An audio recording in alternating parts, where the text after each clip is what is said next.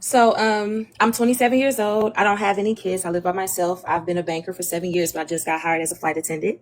And I Oh, start, congrats. thank you. And I start next month. So my question is I do want to have a husband and kids. When I don't want to have a baby until I have a husband. So when I told my mom the news, she was like, "You're because I'm not going to be based here in Dallas. If when I start, I'm going to be based in Chicago, LA, or Baltimore." So when I was telling my mom, she was like, Wait, "I'm Chicago, LA, or both? Chicago and LA. Oh, those are good. That's Yes, good. I was gonna put You're Chicago going as to my be at the first one. airport. You're going to be on a flight. You're going to meet amazing, the best of the best, the cream of Okay, the crop. that's what I was gonna ask you. I was gonna say that when I told my mom, she was like, I'm happy for you, but I don't think that I think that you're gonna be living a lonely life in that field, and that you won't have a husband or children because you move around so much. So I was just gonna ask, what advice could you give me? Because if I move out there, I won't know anyone, and I don't want to be single forever, and I do want to, have I children. So mean, she does have a point in a sense, right? Because I've had a friend who was a flight attendant. Huh. Don't save her. She don't want to be saved. Don't save her. The truth, Shane the devil. We know about the flight attendants. And look at her. She's 27 years old, no kids, hot girl, summer. She got the wig going. Shout out to brother Trey.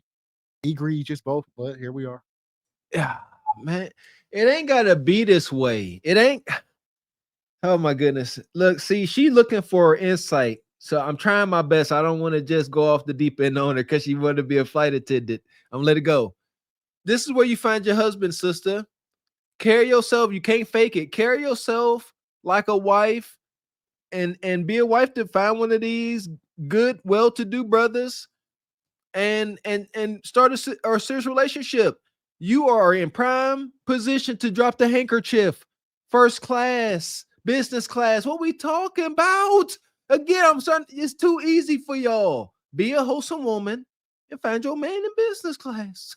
you don't have I children. So mean, she does have a point in a sense, right? Because I've had a friend who was a flight attendant, and you are constantly moving around.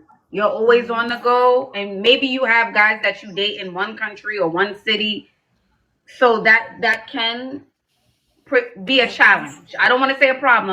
And there we go. So I would say that, yeah, Mr. Walker sound good, but the men ain't stupid. So she has been put in the lane.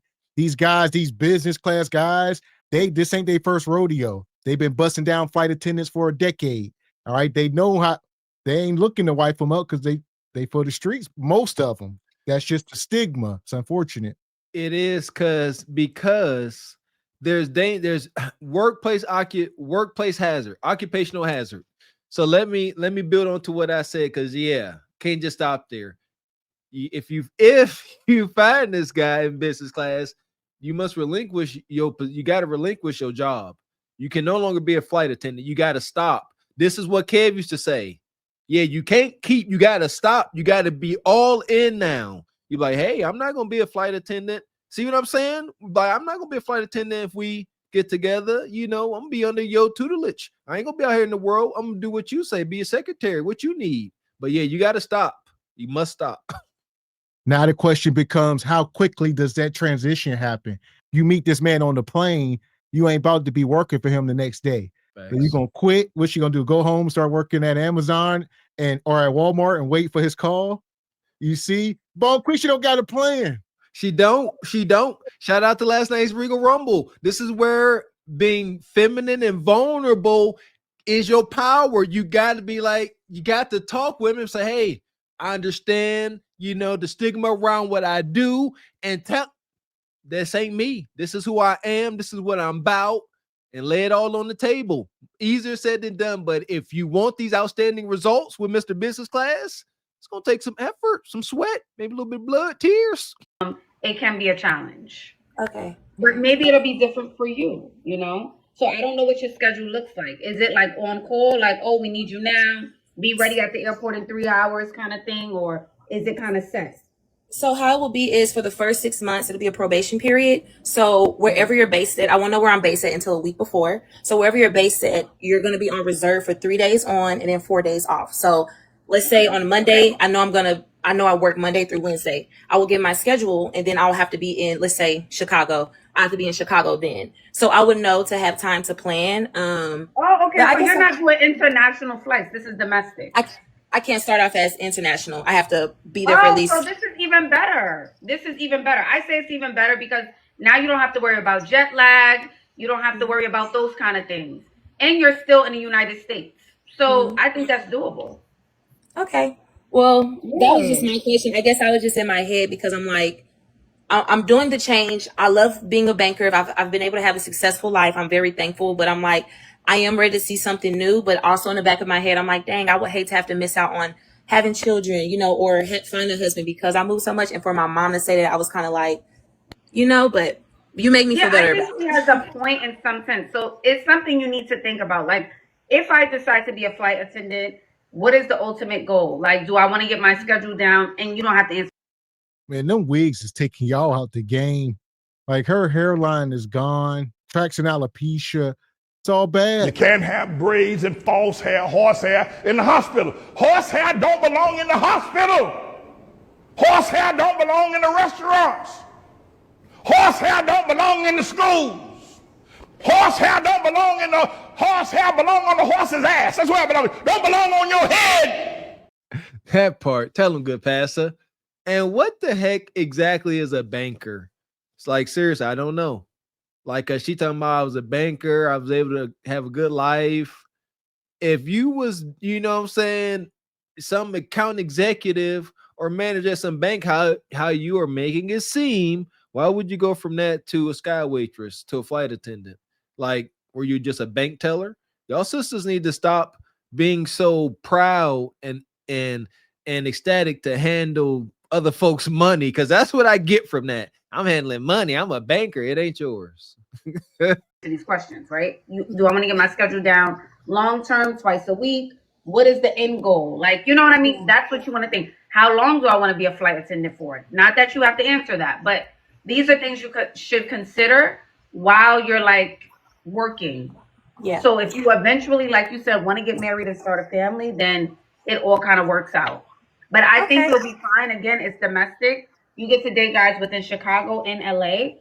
And I think that's amazing. So it's time to set up the schedule to get out the house when you're home.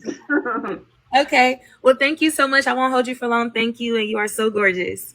Thank you, beautiful. All the best, okay? I think she'll do just fine.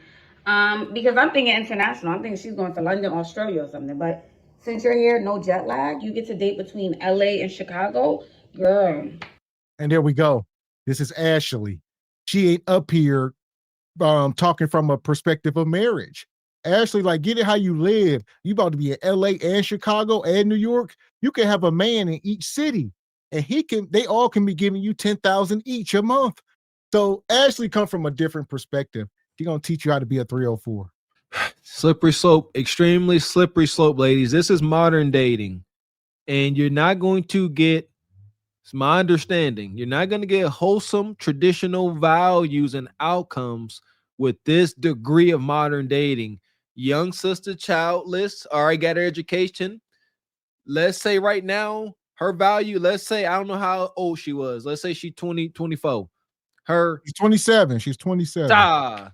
She's past, as far as dating, she's past her prime. It's time to get serious. Like, god dang, I was thinking she was younger. She gotta be smart. She can't be out here hunching on all these select guys. We talked about this. Mr. Business Class in New York, Mr. First Class in LA, and so on and so forth.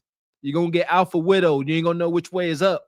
You're gonna start calling Big Jim, Big Bob's name while you're in the Huckabuck.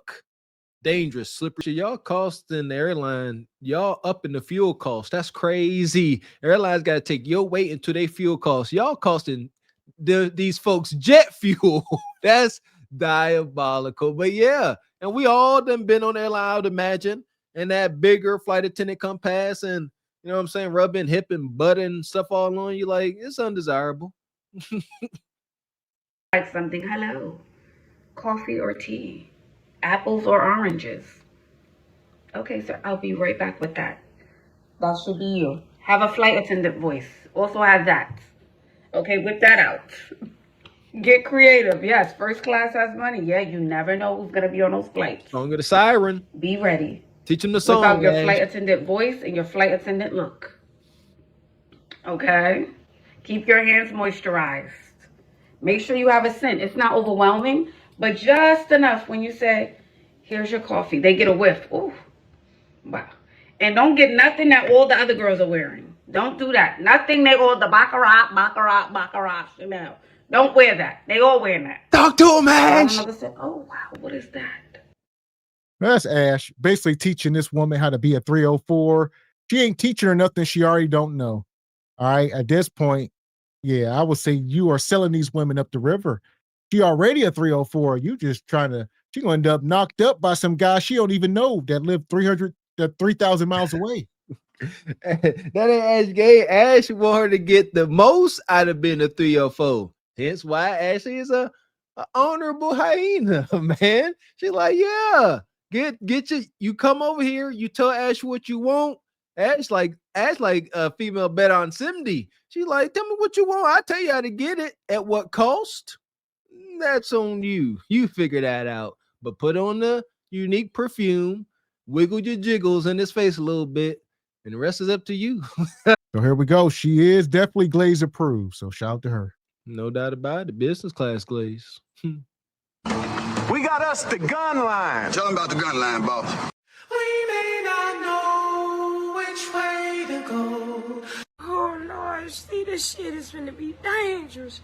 Some dark-winged duck shit. Let's get dangerous. I play the fool for the fool. Everybody plays the fool sometime, and no exception to the rule. Listen, baby, you hear me?